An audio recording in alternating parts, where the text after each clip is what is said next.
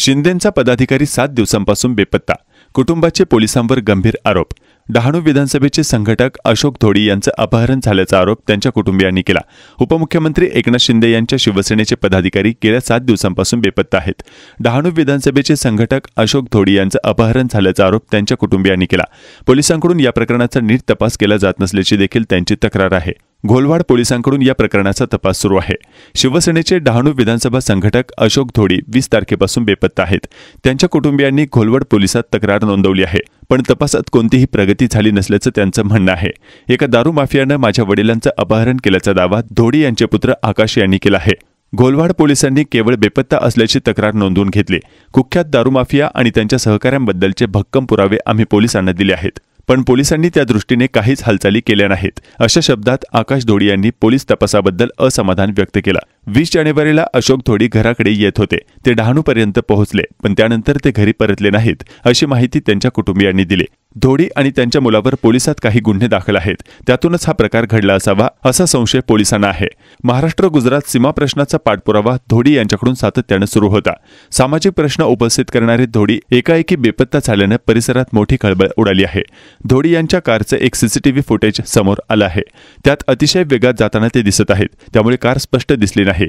माझे वडील पालघर जिल्ह्यातील दारू माफियांच्या विरोधात अनेक वर्षांपासून सक्रिय आहेत। ते सातत्याने त्यांच्या विरोधात आवाज उठवत आलेले आहेत।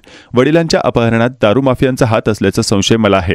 मी पोलिसांना सगळ्या गोष्टी सांगितल्या आहेत, भक्कम पुरावे पोलिसांना दिले आहेत, पण पोलिसांनी या संवेदनशील प्रकरणात केवळ बेपत्ता असल्याची तक्रार दाखल करून घेतली आहे, असं आकाश धोडी यांनी सांगितलं। अशोक धोडी 7 दिवसांपासून घरी न परतल्यानं कुटुंबीय चिंतेत आहेत। त्यांनी 20 जानेवारीच्या संध्याकाळी 6 वाजता मला फोन केला होता।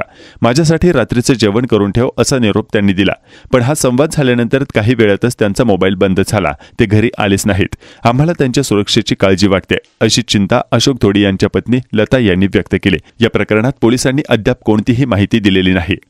नाव आहे लता अशोक धोडी। 19 तारीखला माझे पती संध्याकाळी मुंबईला कामासाठी गेले होते गाडी घेऊन।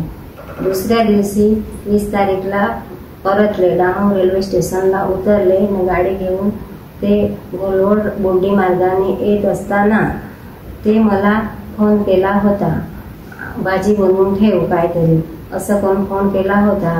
नंतर फोन आलाच नाही, फोन बंद दाखवतं। तिकडूनच काहीतरी माझे नवऱ्याचे अपहरण झाले असं मला खात्री आहे। म्हणून मी नम्र विनंती करते का पोलीस साहेबांना कारवाई कठोर करावी, जे आरोपी असतील त्यांना।